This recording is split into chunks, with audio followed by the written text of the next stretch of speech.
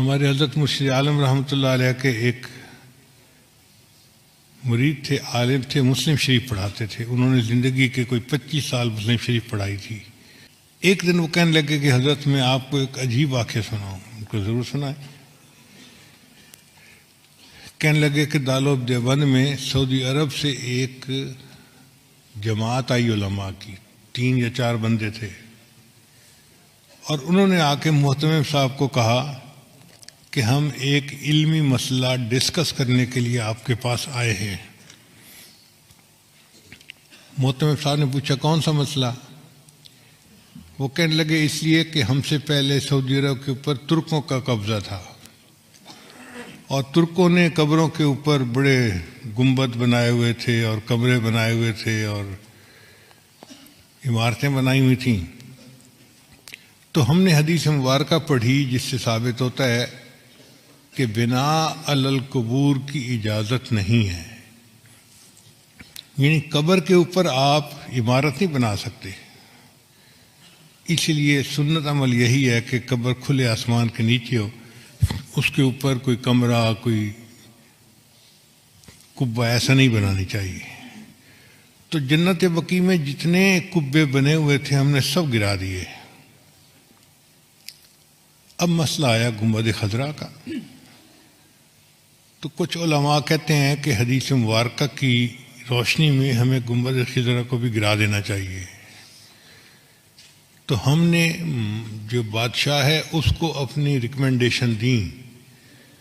بادشاہ نے کہا کہ نہیں، یہ امت مسلمہ کا مسئلہ ہے، پہلے تم مختلف ملکوں میں جا کے علماء کو اپنے کانفیڈنس میں لو، اگر سب متفق ہیں تب قدم اٹھائیں گے، ورنہ نہیں اٹھاتے. تو ہم علماء کی جماعت آپ سے بحث کرنے کے لیے آئے ہیں کہ کیا یہ حدیث مبارکہ صحیح ہے، اور اگر صحیح ہے تو اس پر عمل کرنا پڑے گا.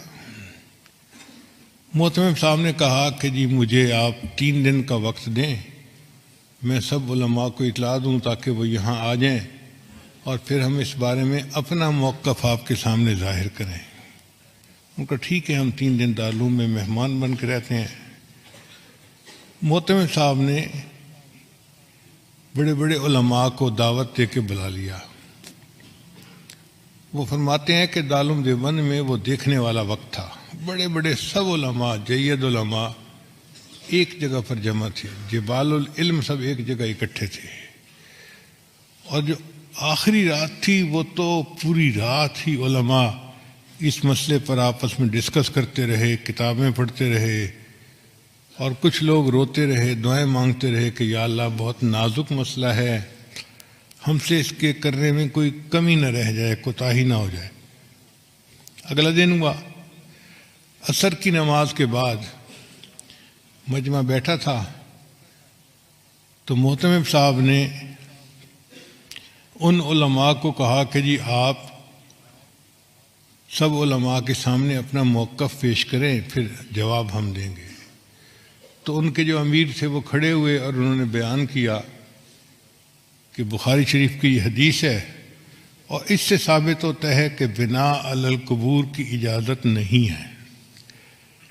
تو ہم نے جنت بقیع کے اندر تو قبروں پر جتنی عمارتیں تھیں سب گرا دیں.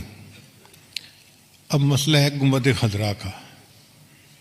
تو ہم آپ لوگوں سے یہ پوچھنے آئے ہیں کہ بتائیں کیا اس حدیث کے اوپر آپ کو کوئی اعتراض ہے، کوئی جرح ہے کسی راوی کے اوپر، یا کوئی کمی کسی طرح کی بھی ہو، کوئی شکم ہو تو بتائیں. تو جب انہوں نے پوچھا تو تھوڑی دیر کے لیے سارا مجمع خاموش، کہیں کہیں سسکیوں کی آواز آتی. علماء کی آنکھوں سے آنسو جاری رہے اور وہ رو رہے تھے کہ اللہ ہم سے جواب دینے میں کوئی کوتاہی نہ ہو جائے، اور کوئی جرات نہیں کر رہا تھا اس کے جواب دینے کی. اتنے میں حضرت اقدس تھانوی رحمۃ اللہ علیہ کھڑے ہوئے، اور حضرت نے فرمایا کھڑے ہو کر الحمدللہ اللہ نے اس مسئلے میں مجھے شرح صدر عطا فرما دی ہے. تو اس نے پوچھا کہ شرح صدر سے کیا مراد ہے؟ حضرت نے فرمایا کہ شرح صدر یہ کہ یہ حدیث بالکل صحیح ہے، اس کے کسی راوی کے اوپر کوئی اعتراض نہیں ہے، کوئی جرح نہیں ہے، اور ہر لحاظ سے یہ حدیث صحیح بھی ہے سند متصل کے ساتھ، اور صحیح مضبوط ہے مضمون اس کا۔ تو جو ان کے امیر تھے وہ کہنے لگے کہ اس کا مطلب یہ ہوا کہ اگر یہ حدیث صحیح ہے تو پھر تو نص ہو گئی، اس کے اوپر عمل کرنا ہمارے لیے ضروری ہو گیا، تو کیا ہم گنبد خضرا گرا سکتے ہیں؟ تو حضرت تھانوی رحمۃ اللہ نے جواب دیا،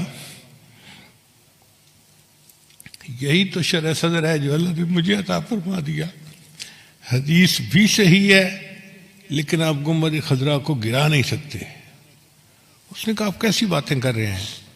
جب حدیث صحیح ہے تو پھر اس گنبد خضرا کو گرانے میں رکاوٹ کیا ہے؟ حضرت نے فرمایا اس کی وجہ یہ کہ حدیث پاک کے مطابق بنا علی القبور کی اجازت نہیں ہے، کہ قبر کے اوپر کوئی عمارت، کوئی کمرہ، کوئی جبہ کبہ بنانے کی اجازت نہیں ہے۔ گنبد خضرا کا معاملہ الگ ہے، یہاں عمارت پہلے تھی، یہ حجرہ عائشہ تھا، اور نبی علیہ السلام کی قبر مبارک بعد میں اس کے اندر بنائی گئی، لہذا اب اس عمارت کو کوئی بندہ گرا نہیں سکتا۔ ایسا جواب تھا کہ وہ لوگ مطمئن ہو گئے۔ گنبد خضرا آج بھی ہے، اور اکابر علماء دیوبند کی عشق نبی کی دلیل دے رہا ہے۔ اللہ علم کی گہرائی عطا فرما دیتے ہیں تو بندہ پھر علم کی تہ تک پہنچ جاتا ہے۔